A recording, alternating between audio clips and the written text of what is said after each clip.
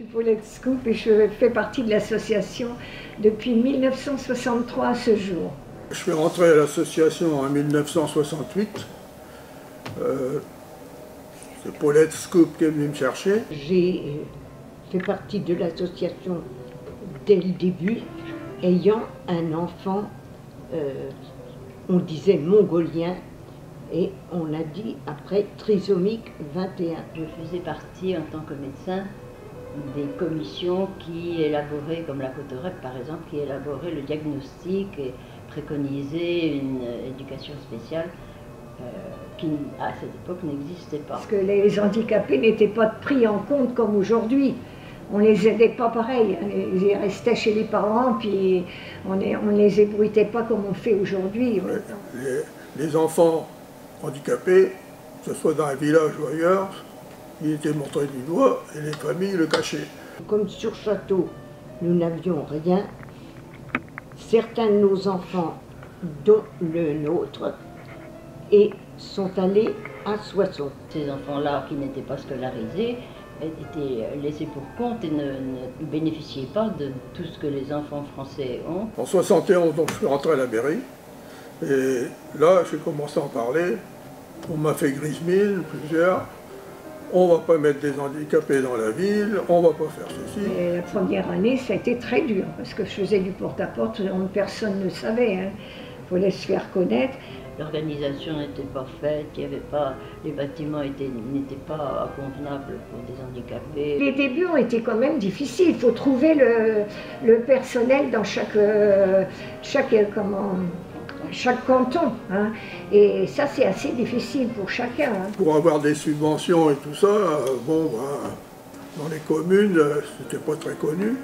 Ensuite, l'opération Brioche était quand même acceptée, puisqu'on a continué et ça a augmenté tous les ans un petit peu quand même. J'ai démarré l'opération Brioche en 68 et jusqu'en 2009, j'ai toujours...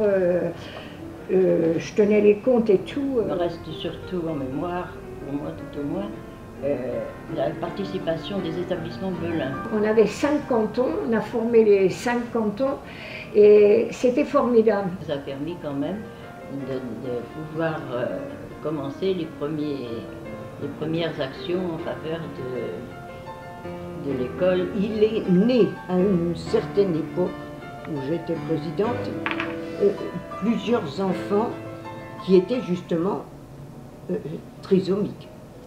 Et alors, quand j'ai su ça, j'ai essayé de prendre contact avec les parents. Et on a, par exemple, on faisait une fête de Noël et on invitait les parents avec leur bébé. J'ai entraîné mes enfants et puis ceux que je connaissais, les amis, tout ça. J'ai cherché un local pour le transformer en foyer.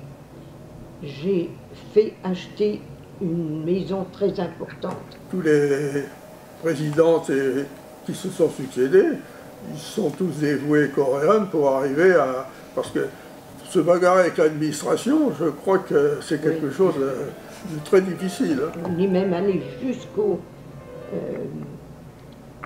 ministère des Affaires sociales à Vanves pour essayer de plaider notre cause. J'étais souvent délégué quand il y avait des travaux, des trucs comme ça, je surveillais les travaux, si vous voulez. En même temps, je cherchais où trouver un local, enfin un terrain, pour faire un centre d'aide par le travail.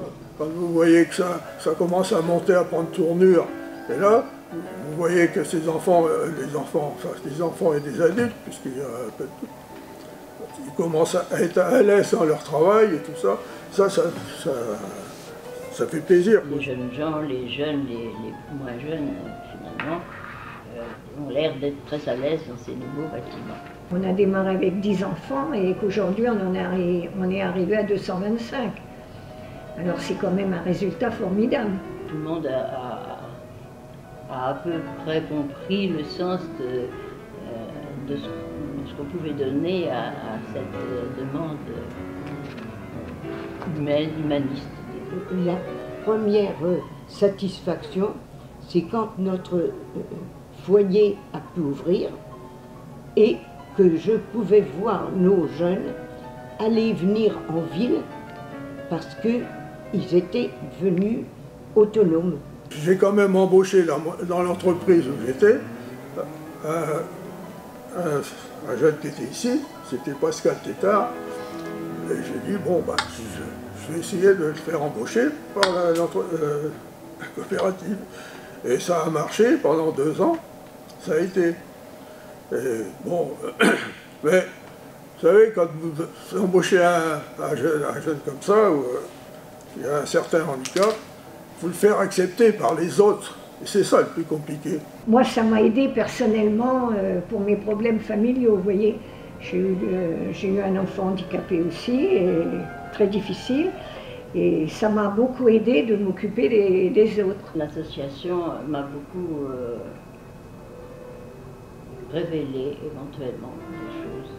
Qu'on arrive à un résultat formidable de voir tous nos jeunes si heureux dans l'association. Le but, c'est le bonheur de ces enfants, de ces adultes qui n'ont pas eu la chance d'être comme tout le monde. J'espère qu'avec la fusion avec Coyol, peut-être cela nous donnera davantage de poids, si l'on peut dire, pour ouvrir une section pour enfants pour jeunes ayant des troubles psychiques. Je pense qu'en faisant la fusion avec Coyol, on aura le droit, ils vont pouvoir